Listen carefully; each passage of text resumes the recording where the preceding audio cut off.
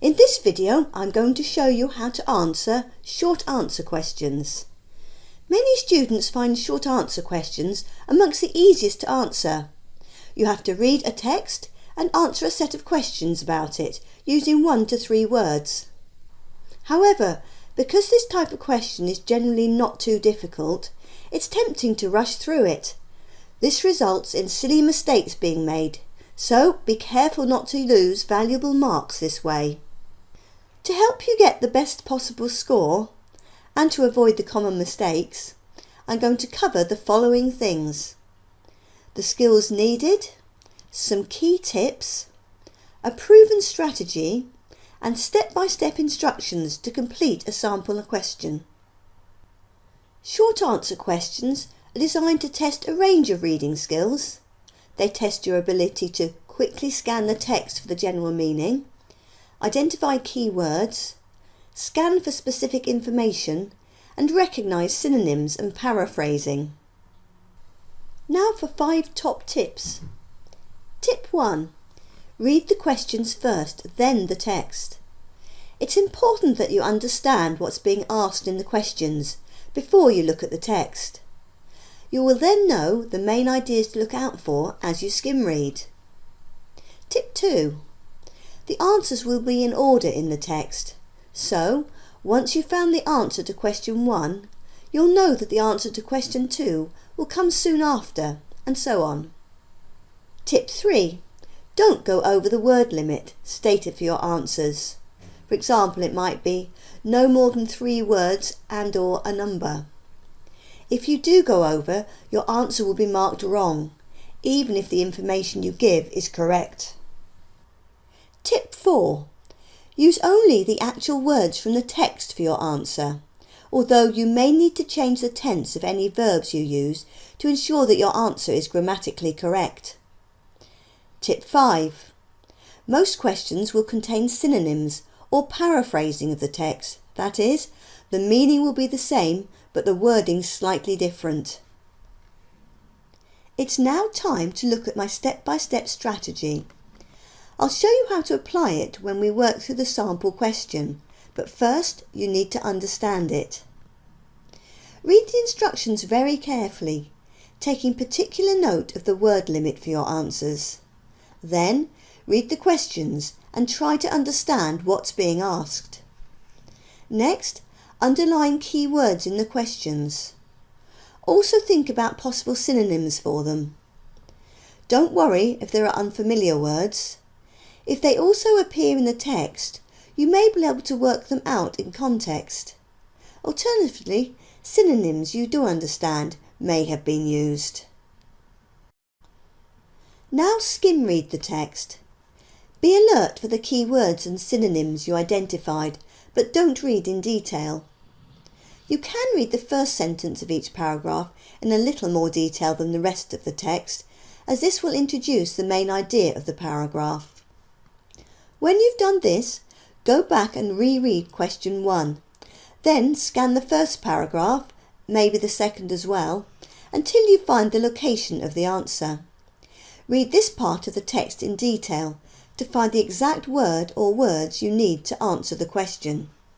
Now you just need to repeat this process for each of the questions.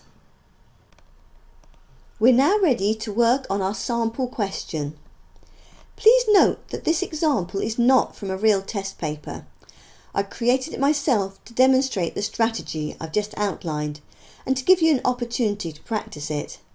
The text in your test will be a lot longer, with longer paragraphs. It is, however, an authentic text from the website of the World Wildlife Fund. Here are the instructions and questions. You can see the text itself on the next slide. Here's the text. I created a PDF of the instructions, questions and text that you can download to make them easier to work on. You'll find the link to it in the notes below this video. I'll now show you step by step how I would answer this question. I start by reading the instructions and noting that the word limit for each answer is no more than 3 words and/or a number. I then read the questions and try to understand what I'm being asked to find out. Next, I underline the key words in the questions, thinking about possible synonyms as I do so. I then skim read the text to get a general understanding of what it's about, keeping a lookout for the key words I've selected. Once I've done this, I'm ready to search the text for the answers. Since the answers will be in order, I work through the list of questions one by one.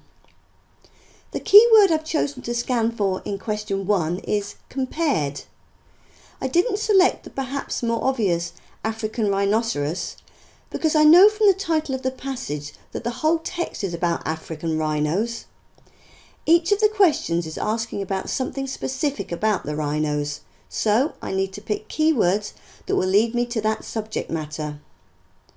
The synonym for compared to that immediately comes to mind is like, so I scan for this as well, and I spot it in the very first sentence. The rhinoceros is Africa's armoured giant, like a tank on legs, and has been on our planet for millions of years. Does this information answer the question? Yes, it does. It says that a rhinoceros is like a tank on legs. I do a quick scan of the rest of the paragraph to make sure that this really is the right answer before filling it in and moving on to the next question. Remember to take extreme care that you don't write more words than are allowed, which in this case is no more than 3 words. If I write a tank on legs, my answer would be marked wrong because I've used 4 words, even though I've given the correct information. So be really careful here. For question 2, I scan for the keyword 100. I suspect that it may be written in figures as 100. This is a common trick that test setters like to use to try and catch you out. On scanning, I find that I'm right. It's in paragraph 2. It reads, "But the southern white rhino is a conservation success story. It's been helped back from under 100 in 1895 to over 20,000 in the wild today." I now know where the answer is located. I also notice that below in the question and under in the answer are synonyms, so that's another clue that I'm looking in the right place. I go back and read the question again to find out what information I need to know. Then read this sentence in the text in detail to find the actual answer. It is the southern white rhino. Question 3 contains a date, 1992. Dates are always useful as keywords as they are easy to spot when skimming and scanning. I also think that the word black is important as the text so far has been about white rhinos. I underline illegally killed as well, as this is the main idea of the question.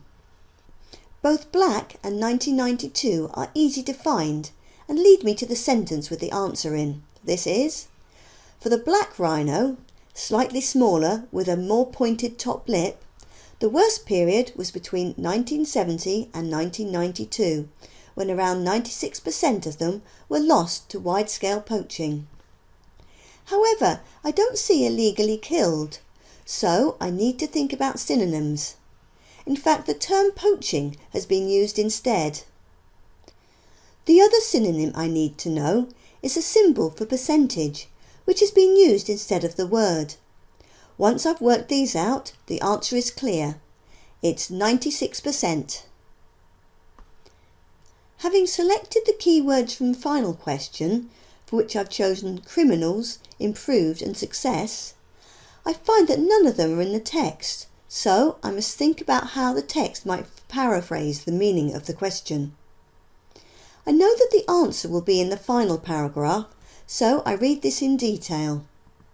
The first sentence, which gives me the main idea of the paragraph, is about poaching and poachers, so I can guess from the context that poachers are criminals, even if the word is unfamiliar to me. The only word I can see that could be a synonym of improved is increasingly. The words following it are better equipped, so I can make a good guess that this is the answer, even if I don't fully understand the meaning of the whole sentence. I quickly read the final sentence in the paragraph to make sure that I haven't missed anything that could be a better answer. I haven't, so this must be it. I hope you found these step-by-step instructions helpful. Now use what you've learnt to practice answering short answer questions and you'll soon get the hang of them.